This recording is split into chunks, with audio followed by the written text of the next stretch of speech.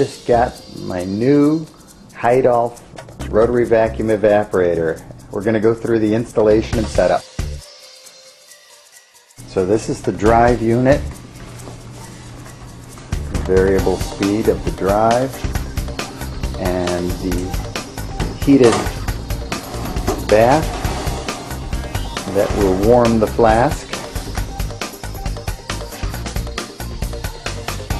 Okay, these are the little plastic seals and coupling. That is referred to as the vapor duct.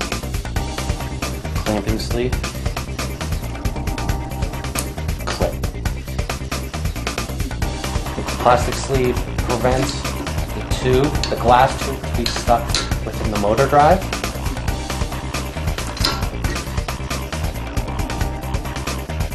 The locking button right up here. Depressed. Push the locking button and tighten. Hand tighten. Drive. Okay. That locking button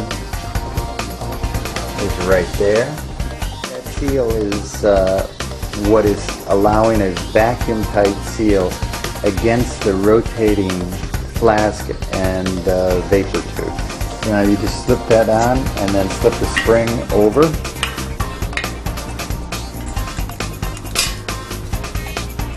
Okay. You have two knobs on the left hand side. So you hold the condenser with one hand and you have a full range of movement depending on the size of the flask.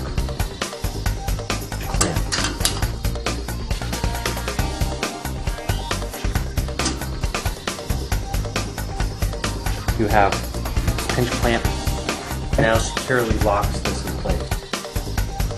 This is the evaporation flask that comes with the unit. It's a 1 liter flask or 1,000 milliliters.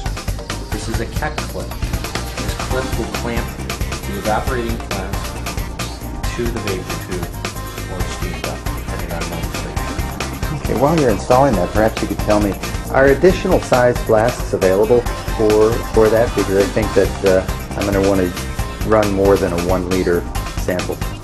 Yes, additional sizes are available.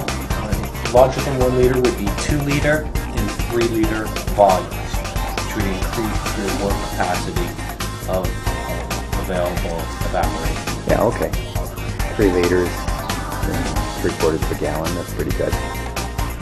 We're going to use a secure support rod. We believe that securing the nets are in place ensures safety. That the most expensive part, glassware-wise, of your evaporator will not leak.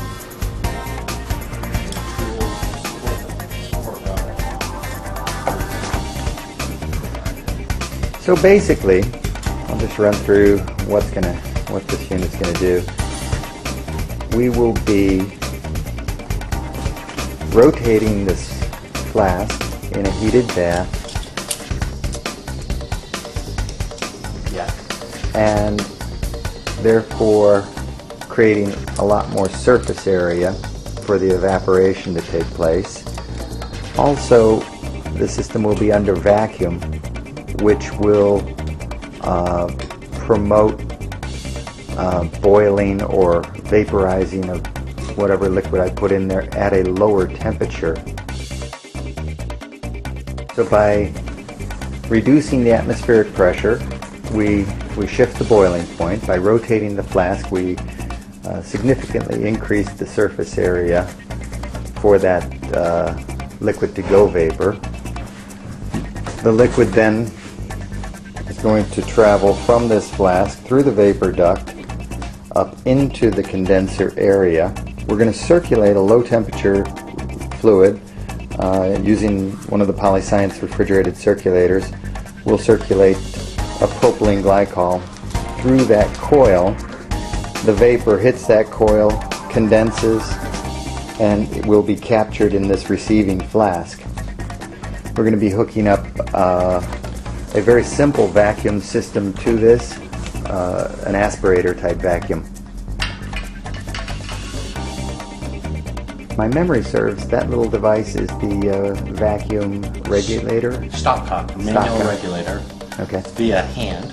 These two little holes, one here and one on the outside of the condenser, open to environment, and as they are closed, full vacuum is able to be reached inside the unit. As you bleed in more air, the vacuum raises. Right. Now, as I recall too, these ground glass joints, especially where we've got to manipulate and make adjustment, we want to apply a food-safe lubricant there. Correct. Something along the lines of, I know in one application we used chapstick. Correct. Or beeswax, something along that line. You could probably use shortening, something more viscous, something very thin like olive oil doesn't really give you that enough thickness to get smooth operation, and so I would recommend something with a little more body. Something flavorful would be ideal. Right, because the system's under vacuum, we could get very slight amounts of that commingling into the condensate. So a flavorless food-safe lubricant. On top of here, this stopcock, this is called a ground joint. This is the inner, and this is the outer joint. It's placed on top. The vacuum source will be connected via tubing to this port.